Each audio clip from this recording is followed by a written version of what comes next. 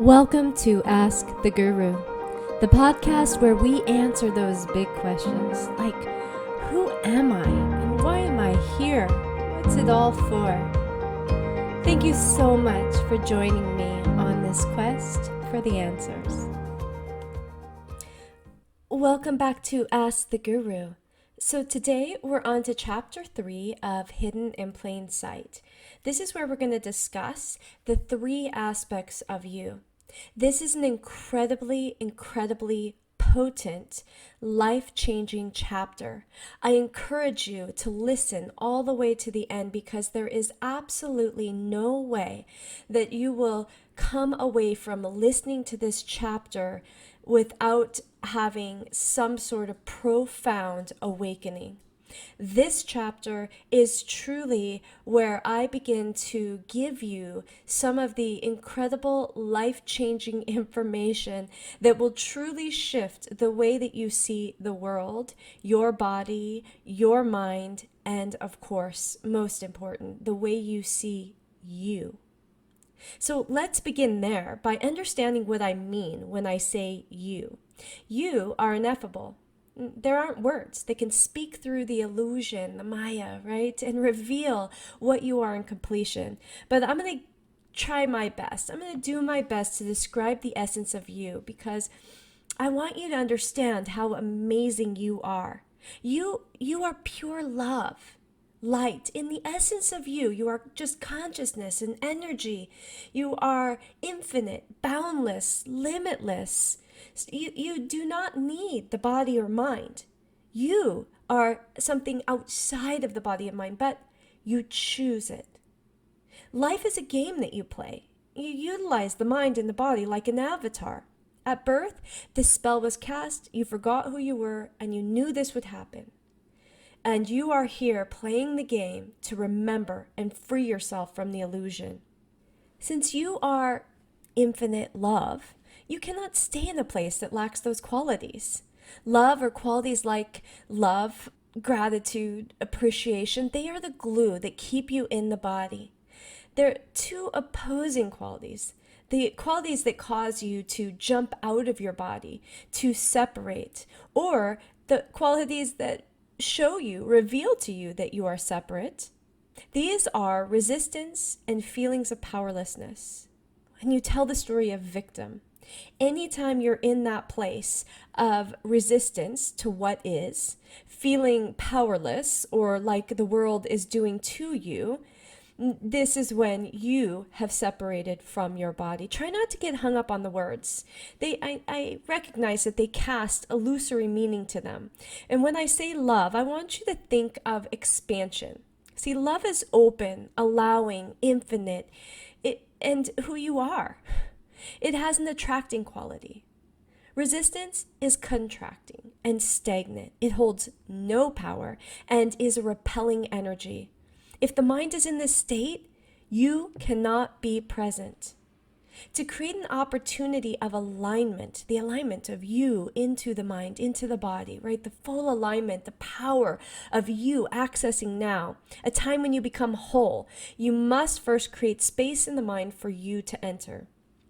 So to do this, you'll have to find a way to press pause on that subconscious recording. You have to actually halt the momentum that you've built in that subconscious recording. So you might be living out a life that is just going at full speed and everything seems to be hitting you in the story of powerlessness or victim, right? Where you're struggling and the world is doing to you. At that point, you just need to press pause. Pump the brakes, take a seat, close your eyes, focus the mind on something that is happening in the moment. So you're trying to cultivate presence. You have to pause and wait until the mind slows down and meets you in the present moment. This could take a while, but once present, try directing your mind towards gratitude. So again, you have to take the time to sit, to get still, to allow the mind to come into the moment, to notice the moment, drink it in, listen to the sounds, feel the present moment, and then from there, find gratitude. Not allowing the mind to drift into the past or into the future, but just noticing that moment and feeling grateful for that moment, as if that is all there is. There's nothing you need to achieve, nowhere you need to go. It's just that moment.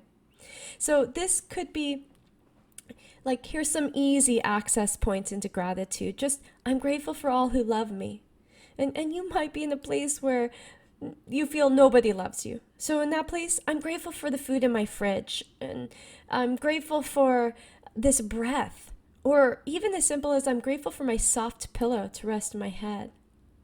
So this is something that you can do at any point in the day, as long as you're not driving a car, right? You can pump the brakes, pause, and then find that stillness. Slow the mind down and access presence. So it can be done at any point, but nighttime is an incredibly potent time to elicit big results in potentially changing the subconscious program. So at nighttime, just before you go to sleep, you can press pause on that program. You can access the present moment. You can come into your body. And then from that, again, first finding gratitude, but from that place of love and appreciation and gratitude, feeling your soft pillow, noticing the moment, there you're in your greatest level of power, and you can integrate mind into body, and then you give the mind directions. You tell it what to do when you're resting. Right? This is when all your resistance is gone. So you get out of the way, essentially, and you're going to put the mind to work while you're asleep. And there's no limit to what the mind can do if it is directed and resistance is gone. I mean, beyond healing the physical body, you could direct the mind to help you align the body with a future goal. Or you could ask it to resolve a problem, a prominent problem that you've been facing in life. Let's talk a little bit more about what the mind is. What is your mind? Well, your mind oversees your emotions, your thoughts, your feelings, your willpower, your imagination and memory and perception. When you utilize the mind to access the present moment, you'll be faced with a reality that you have molded and created. Your world is not necessarily the same world as mine. Each of us have our own individual world we have created and are perceiving. So you can never know what I see when I look through my eyes, and I can never know what you see. It has all been distilled and filtered through our individual beliefs, experiences, and intentions. So your current lens, what you are looking at the world through, is a combination of these beliefs and filters and the input through your five senses in the moment. Your mind is not creative. Instead, the mind relies solely on your direction in how it will reveal the world to you. It is an unbiased interface between you and all matter, including your body. It filters info and alters your lens based on how it is directed by you. Understanding the relationship of mind to body is a necessary step towards utilizing the mind to create perfect health and youthful vitality in the cells that make up your body. See, we are not at the mercy of disease or bacteria as we have been led to believe. It is not a matter of good or bad luck that determines whether the body will become the victim of a virus. If you stay present and consciously direct the mind to do what it needs to keep the body in perfect health, it will result in perfect health. See, we know the impacts of stress and disassociation with our bodies, anger, sadness, resentment, and resistance. We know that these things can have a terrible impact on our health, yet we don't prioritize regaining balance and centering when we feel misaligned. Since society has accepted sickness as a part of life, we just wait until it happens and tell everyone that we have become an unfortunate victim of an ailment. Telling the story that you are a victim of anything says that you are powerless over this thing. Try looking at sickness and aging differently. When you get sick, pause and ask yourself, what was happening in your life over the last 6 months? Was there a prominent toxic thought occupying a large portion of your mind? Did this thought provoke toxic feelings or emotions that have become validated by your experience? For example, have you Have you been thinking that others are causing you pain or hurting you? Have you had resistant thoughts like, I hate my job, everyone is mean to me, nothing ever works out the way I want? Since the mind is unbiased and just reveals to you what you ask it to, these thoughts are consistently validated by your experience. If they aren't healed, you will validate them even more by telling everyone that will listen how unfairly or poorly you are being treated. Once you resolve your power, you've forgotten who you are. These thoughts began as a disruption in your mind. If you stay stuck in reactive mode, the disruption will grow bigger and more prevalent in your experience. Eventually, all negative thinking, if not resolved, will result in a manifestation of pain and sickness in the body. To realign, heal, and resolve painful thoughts, you sit, get quiet, access presence through your five senses, and work to find a way back to feeling love, gratitude, or appreciation. Once you've accessed this feeling, you will remember who you are. This provides the vantage point of, I am the creator of my experience. I create all experiences and everything is happening for me. Therefore, instead of just treating the symptoms that have manifested in your body or your life from these toxic thoughts, you will heal the thoughts by altering the beliefs that allowed them. All sickness is creative and healed by the mind. Let's dispel the myth of dis-ease. Even the word, we can see that dis-ease is simply a dissonance or lack of ease, which is the exact definition of resistance. When you are present with thoughts of love and gratitude, you can direct the mind to create any sort of environment in the body. The mind is unbiased and simply follows the instructions it is programmed to follow. How can the mind become misaligned? And why is alignment of your thoughts, words, and actions necessary for perfect health, peace, and creative power in life? Your beliefs give your mind instructions. For example, imagine you've been offered a piece of cake. You have, at some point in your life, accumulated the belief that cake makes you fat and sick. If you eat this cake disregarding this misaligned belief, the mind will instruct the body to behave as it has been directed. How often do you eat, watch, do things that you believe are toxic and will have a negative impact on you? Then, when the result, which you predicted, happens, you act as if it was unfortunate or bad luck. Please hear this. I am not saying don't eat the cake. Eat the cake and enjoy life and live freely. What I'm saying is, it is incredibly important that you write your beliefs about the cake before you eat it. You must align your thoughts with your actions. Remember, the mind is going to follow your instructions.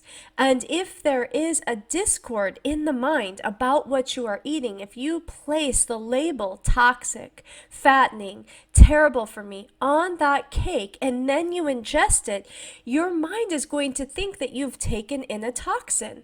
It doesn't know any different. So either find evidence of the opposite story about cake. Find people that eat lots of cake and stay healthy and fit. Or hold the belief, and this is my favorite belief, that everything is okay in moderation, even cake. And there you just need to decide what moderation is to you. Is it once a week? Is it twice a week? This is why placebo works. Your thoughts about the medicine create the result. You tell your mind, this is medicine. It will make me better. And then you eat it. And so then the mind says, oh, we've taken something that will make us better. And so the mind does what it needs to do to create that environment within the body. So with the mastery of presence, love, and your mind, you could turn literally a cup of water or your next deep breath into a magical healing tonic. It could be your placebo. If all is created by the mind and children haven't yet learned negative thinking, how do they get sick? This is a question I get a lot. Why are children who are innocent, how come they have to suffer? Well, children are wide open and absorbing everything from their environment. Their brains move at a slower pace, a slower frequency. And so they're absorbing, they're open like little sponges. They're not yet directing what they will become or their thoughts about things. They are just absorbing things as they are. They are still in that initial programming stage. So this starts with their DNA that they receive from mom and dad, and then the emotions, energy, and thoughts of mom and dad while in utero, and again, the unbiased observation of mom and dad as they are moving through life can draw in, they pull everything in through all of their senses, this wide open vacuum. And so whatever it is that they are drawing in from the world around them can oftentimes manifest in them. Now, let's look at our system of healing and ailments in Western society. How do we deal with sickness? We have made both healing and sickness a process that is out of our control. Again, we have decided that we are at the mercy of sickness. So once we get sick, it's not something we have the capability. We give up our power essentially and just sit back and say, well, I hope. And since we view sickness as being caused from an external source, we believe that this is also how the healing should happen, is from an external source. So if we think, oh, we obtain the sickness outside of ourselves, then we must look for the medicine outside of ourselves, instead of the truth where, of course, the sickness developed within you from a state of resistance, from negative thinking, turbulent emotions, which again are just the result of negative thinking. And all of these things creates a dissonance in the body, a disconnect, and eventually this manifests as sickness. So the way that we should be curing it, of course, oftentimes we do need to look to Western medicine to heal some of the symptoms, to ease the symptoms. But we need to go to the source when we want to heal this problem or this ailment. We've got to go, what caused it? But again, because we now often look outside of ourselves for the cure, viewing that the sickness happened from an external source, because of this, our health journey, although it's personal, again, something that is happening within ourselves, is become largely reliant on someone else. It's a societal norm to immediately, upon birth, elect someone who has studied the physical makeup of the body to delegate our path to vitality. As we grow and learn about the world around us, we spend very little time getting to know the vehicle we will use to navigate this world. With little knowledge of our bodies, how can we possibly instruct the mind to create a healing if we aren't even sure how that healing needs to happen, where we're necessarily broken? We look to somebody else to tell us. By the time we are grown, we actually know little more than the names of body parts and their general function. And we have almost no knowledge whatsoever about energy, electricity, and the life force that animates the body. I absolutely love watching the amazement on people's faces when I bring my energy stick to workshops and seminars. It's essentially a light bulb with 2 wires built into the stick. Each wires run to opposite ends and attached to a piece of tinfoil. And I ask everyone to stand in a circle and join hands. So we're creating a circuit, right? But 2 people will hold either end of the stick. And once a full circuit is created, the stick lights up. I instruct 2 people somewhere in the chain to release hands, and the light goes off. This reveals to everyone the powerful electrical current flowing through our bodies. I mean, why is this important to us? Why do we need to understand that there is an actual electrical current, that when we touch each other, we are sending electricity through the body? If we touch each other and join hands, both hands, we've created a circuit. We are having an energetic exchange. Well, the heart is at the center of all your bodily systems. It is the most important organ in the body. I mean, from 3 weeks after conception, the heart begins beating and does not stop until your last exhale. This is what we look for when we go to the doctor. You want to hear that heartbeat, that strong heartbeat of the baby. Your heart emanates an electrical field that extends on average around 3 feet from your body. This is like your little energetic aura. It truly does. They can measure it. They can come in with instruments and measure this electrical field that extends from your body. This electrical system that flows through the body, extending outside of you, controls the electrical impulses that cause your heart to beat and their conduction, which organizes the beating of your heart, so keeps it at that steady rhythm. This electrical conduction across the heart's pathway is what is visible when traced on an electrocardiogram or an EKG. They will often use paddles to send an electrical current through the body and shock the heart back into a steady rhythm if something has caused it to fall out of sync. It's truly unbelievable that when you consider that every day you utilize this incredibly complex machine, your body. You give it food, air, water, while barely scratching the surface of how it operates. Like every intricate machine, there's always a mainframe or a motherboard. This is a place that holds the information, delegating how it should perform. It has an operating system that is constantly updating. This mainframe is your mind. You may have had little control over the initial operating system or program, but now, with this information that I am giving you, you will see that you have the ability to rewrite your program and create whatever outcome that you can dream up or imagine. Much like the limited understanding we have of our body, the mind is equally mystifying. Even those who have devoted their lives to studying the mind feel as though they have only scratched the surface. The mind focused on the desired result can direct the systems of the body to regenerate using their memory of before an injury or illness. And the mind can even prevent the onset of a sickness your body has a predisposition to by changing or altering your DNA. The mind can send signals through the nervous system to turn on or off genes. Each gene is given instructions to direct cellular behavior. This means that you are not bound and limited by the DNA at birth, as environment, habits, beliefs, all can change the mind, which controls and instructs the DNA. If our mind, when healthy and directed, can alter DNA and turn on dormant genes, initiating processes to heal, balance, and change the cellular structure of the body, why do we get sick? Because the mind needs you. You must direct the mind in order for healing to happen. It has no concept of health on its own. You are its programmer.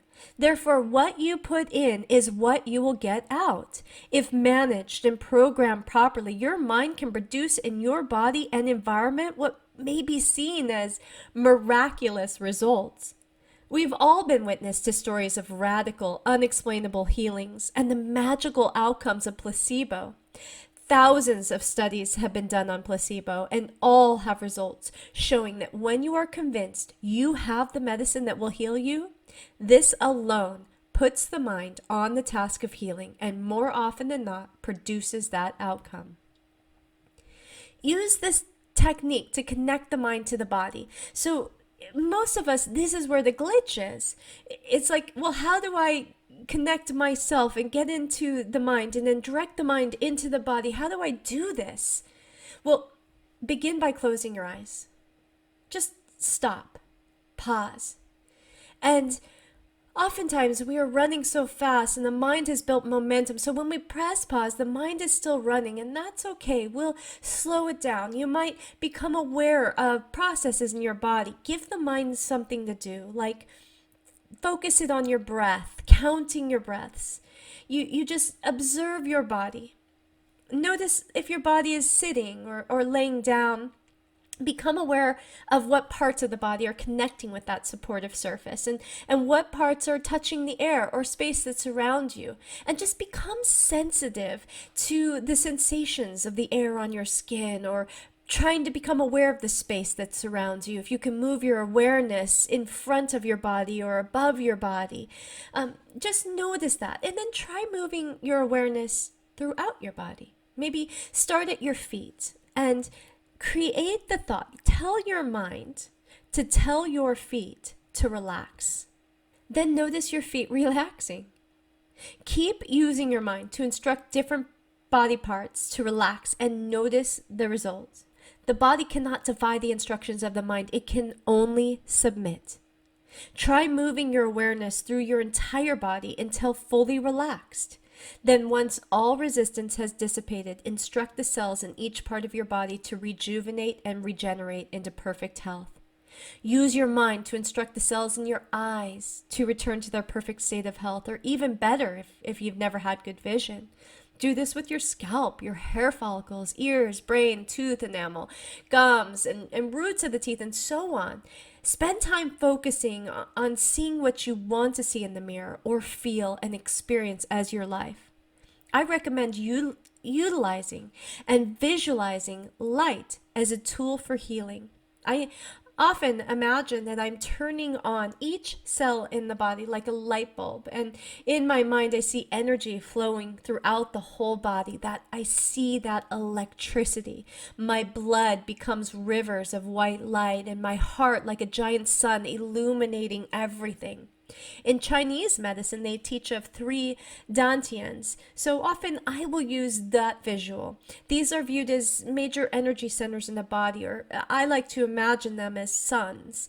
And so the first sun is the upper dantian, which sits in the mind. There's one in the heart, and then one just below the belly button. And I just see them emanating into all the rest of the body until I see the whole body glowing. This is a great way to sit and heal your body, moving light into the places that may be experiencing some level of darkness or neglect. It's like turning the cells back on, turning the cells back on like a light switch. An example of placebo, altering the results in your body. This is something we don't often think about, but sometimes the placebo doesn't have to necessarily be just a medicine, right? But placebo is believing in an action creating a result. So this is again where thoughts and words and actions all need to be aligned. So there's an example of a placebo that was a study that was taken where, imagine this. Have you ever had a great workout, and because you took an action that you have associated with results, afterwards you glanced in the mirror and thought, wow, look at me, I really made a change. One workout didn't change your body. I mean, let's be real, but it did change your mind. You believed that what you did would improve your body, and that became the result you got when you looked in the mirror. So here's an incredible abstract from a research article. This is by Aaliyah J. Crum and Ellen J. Langer from Harvard University. So in a study testing whether the relationship between exercise and health is moderated by one's mindset, 84 female room attendants working in 7 different hotels were measured on physiological health variables affected by exercise. So those in the informed condition were told that the work they do, cleaning hotel rooms, is good exercise and satisfies the Surgeon General's recommendations for an active lifestyle. Examples of how their work was exercise were provided, and subjects in the control group were not given this information.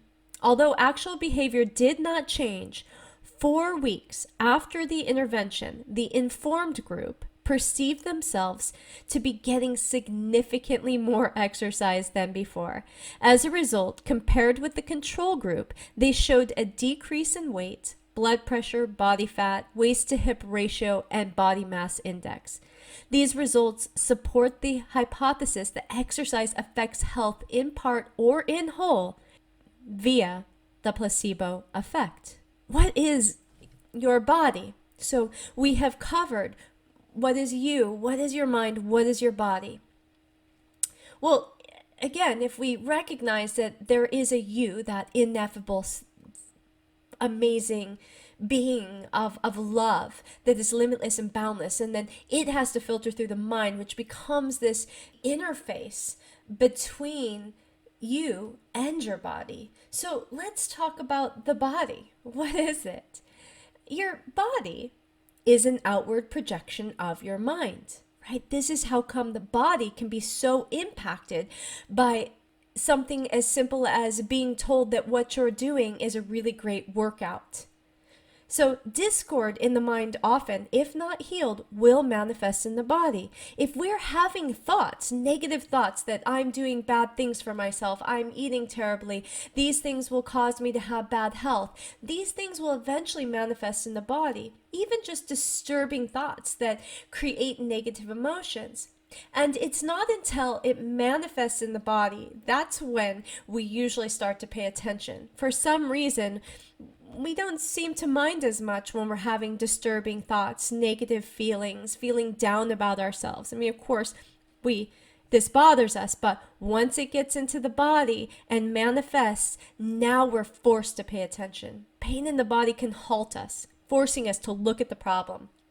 However, we usually deal with the external manifestation of the problem and stop there, without really understanding what created the blockage, disharmony in the body.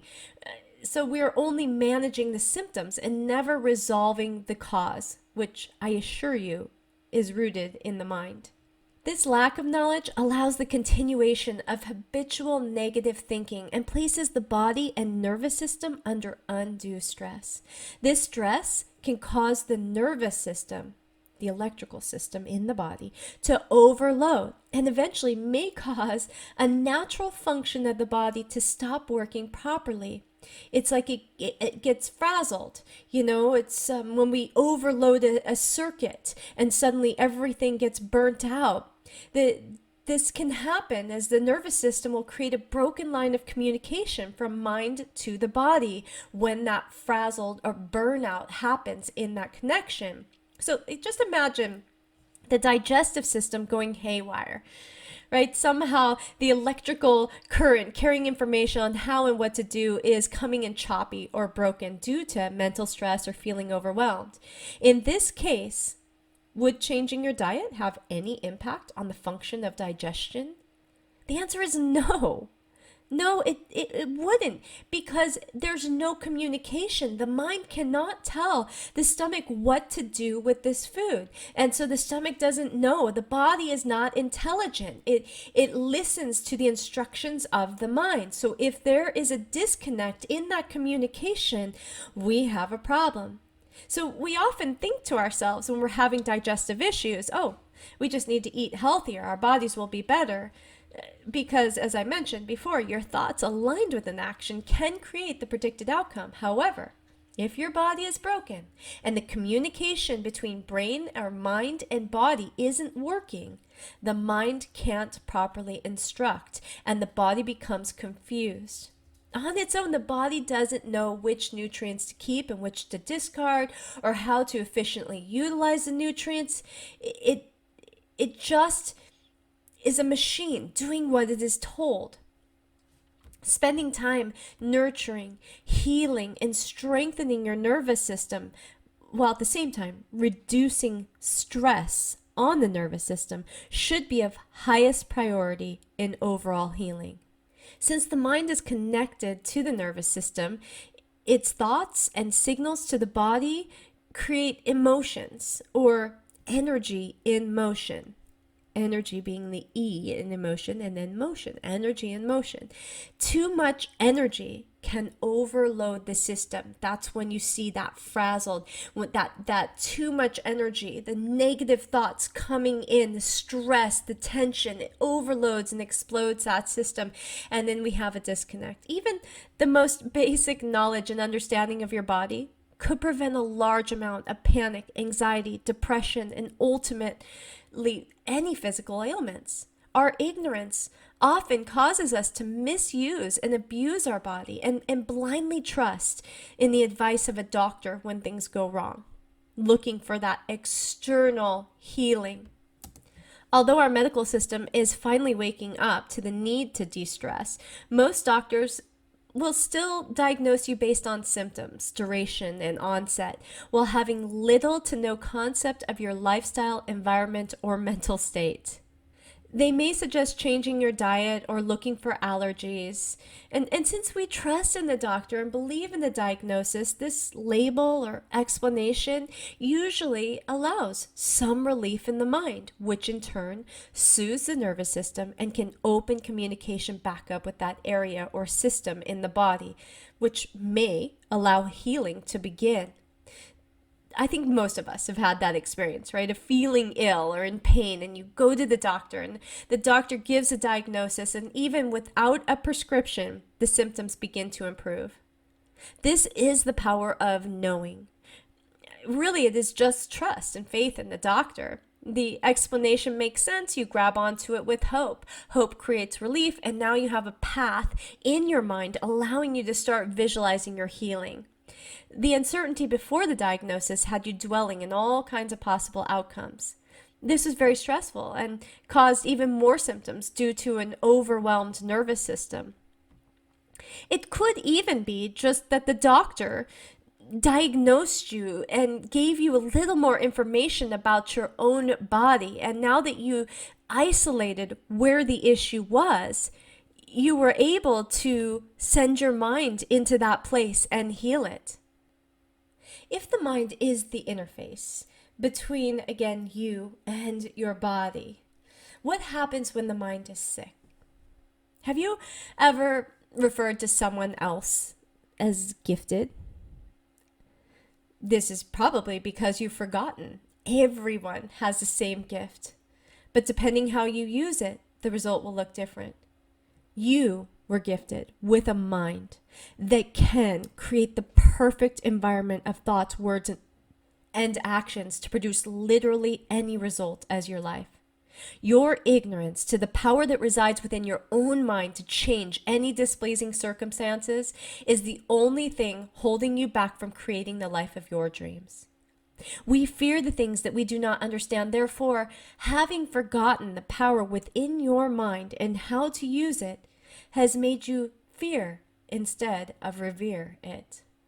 I am helping you to remember that you have the greatest gift of all in your beautiful mind. Wasting your energy and using your mind to process thoughts of fear, protection, worry reveals your doubt in your power. Instead of directing your mind towards what you want to reveal as your life, you are running from your own thoughts. Your mind is the connection, the interface between you, which is pure consciousness, inspiration, ideas, and manifested form, the physical body and your life. It craves input, knowledge, and expanded thoughts, but in today's society, it is bombarded with toxic, limiting, disturbing, and contracting content. As it plays back thoughts that are interpreting the input, you feel the results of the contents of the mind through your emotions. So even if you did your very best to avoid filling your mind with disturbing images or content, it is inevitable that your subconscious will pick these things up as you navigate through your daily routine. Seeing screens, seeing things in the background, the mind is picking up so much that maybe your filters aren't allowing you to perceive. Your mind, like your body, is vulnerable to toxins from the environment or the food you feed it. The difference is when the body accumulates too much and becomes ill, it can force rest, purging, cleansing, processing, or clearing of toxins. The mind, although equally impacted, cannot shut down or force a purge. It is dependent on you to rest it and give it time to heal, clear, and process the toxins it may have ingested. Consider a time when you ate bad food and your body rejected it. Even after everything was cleared out, you had to ease back into food, maybe with a very bland diet. The mind is no different. If you've experienced a trauma, injury, or experienced something that has altered your emotions, you need to not only take time away from all other input while the mind is processing, but then ease back into content with a very bland diet, aware of triggers that may be causing you discomfort. Disturbing thoughts are a sign that your mind has digested something that is causing pain and or blockage and needs to be processed or purged. Otherwise, if ignored, it could turn into a physical ailment. Noticing unhealthy patterns of thought and choosing to clear them is just as important as being aware of what you are feeding the mind. Technology has increased the amount of information the mind is consuming every day. In today's world, the amount of information your wonderful, beautiful mind, your gift, is processing in one day is equal to 1 full year's worth of information to a human being just 100 years ago. Social media, television, and video games can overwhelm the system, causing it to frazzle, disconnect. It's like constantly eating fast food and not pausing in between meals to process. There's no nutritional content, and it can often leave you feeling yucky. Much like fasting from food can help heal a hurt tummy, fasting from external input can heal the mind. Allowing time in solitude so the mind has time to process all that has been consumed. Then, as you implement stimuli back in, do it mindfully and begin with a bland diet. Don't jump right in from a sensory fast with hours of social media and an amusement park. I mean, this way, you want to be aware of your baseline. You want to be aware of how you feel when your emotions are calm, when the mind is still. And from that place, you'll begin to notice as you bring more information in, how is it impacting your emotional body, your mental body? When you're watching this, when you're doing this, how are you feeling? And if you notice when you go certain places that you feel that, and then you'll start to acknowledge that the mind is an important part of you. So if watching this thing causes a disturbance, maybe you will stop ingesting that. So it's important to find that baseline, that pause. Meditation is fasting for the mind. See, sitting with eyes closed and no external input is imperative for a healthy mind, especially in today's society where we have so much information. Unavoidable, right? After a meditation, you'll have that baseline. You'll feel peaceful, calm, and centered.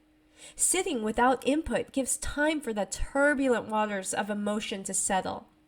I liken it to a snow globe. If you were to shake up a snow globe and all the flakes are kind of floating around the water, it becomes foggy and it's really hard to see sort of the picture, behind the flakes, the snow. But if you sit the snow globe down and leave it be for a while, eventually all the flakes will settle down to the bottom and the water becomes clear. This is just like the mind. It will become clear again if you sit long enough. When you emerge from meditation, you may be more aware as the mind slips into habitual thinking or old stories or those emotions begin to arise. And your awareness is your power. Taking the priority to recognize your mind as the gift that is capable of creating anything. It's like your magical genie that all you have to do is care for it, feed it the right things, keep it healthy, and then tell it what you want it to do. And it is crazy, amazing, this gift you have. Your mind is the connection between you and this world. If you take charge of your mind, you can wake up inspired and empowered every day. Using the mind the way it was intended means you are dreaming, visioning, imagining, and believing. When you're using the mind to do any of those things, you are doing the preparation to create the experience of whatever you can imagine. And in the meantime, it feels good. It feels good to daydream and visualize. So you're bringing good feelings into the body, into the moment, and you're telling the mind and the body what it is that you wish to start to create. You're changing your filters. The mind is a miraculous, wonderful tool. If you learn to utilize the mind as the creative tool it was intended to be revered like a secret weapon, you could and would create any desired result, limited only by your imagination. This applies to everyone in every walk of life. The only requirement is the willingness to devote time and attention towards achieving mastery over the mind. Here's the summary of Chapter 3. Your power to heal, harmonize, balance, regenerate, rejuvenate, and create just about anything relies on the divine union of self. To change your circumstances, heal your body, or transform your life, you must first become whole. Imagine that as you have occupied this body and connected with others, traveled to places, dreamed and imagined, you have scattered pieces of you all over the world. You exist in other people's thoughts, in the earth, water, and the ether. So, begin by closing your eyes and mentally calling all of the pieces back. And mentally calling all of the pieces of you back into your body. Ask to become whole. Then think the thought, I am here now and I notice the sounds. I am here now and I see. I am here now and I feel. And state what it is that you see. State what it is that you feel. Feel your energy occupying your feet, your legs, your body, your arms. Move into your body. Try and notice that it's you looking out through your eyes and seeing, even if the eyes are closed. Observe your breath. These are all tricks to become present and access creation through divine union. The mind interpreting what is in any given moment through observation of the five senses anchors into the body. And since only you can make that happen, you are present. Gratitude, love, or happiness are feelings generated from now.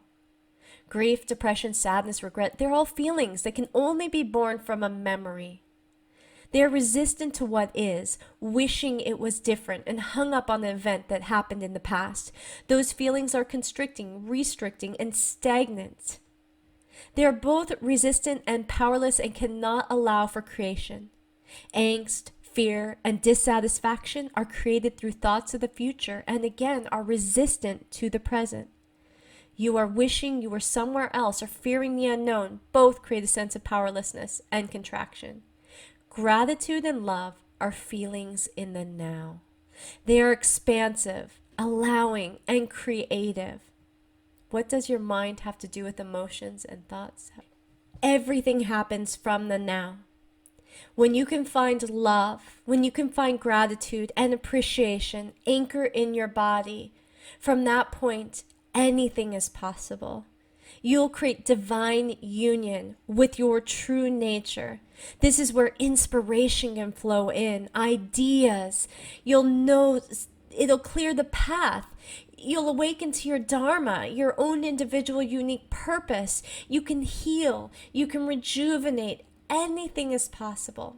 I urge you to practice this today, to sit down and spend 5 minutes activating a sense of presence. And from that place, from noticing, from breathing, from stillness, begin to try and find the feeling of appreciation, of love, of gratitude. And anything is possible from that. Oh, I thank you so much for listening. I hope in some way this elevated you, shifted you, altered you, gave you some sort of new perspective, and ultimately gave you back your power. So much love. Your Guru. Your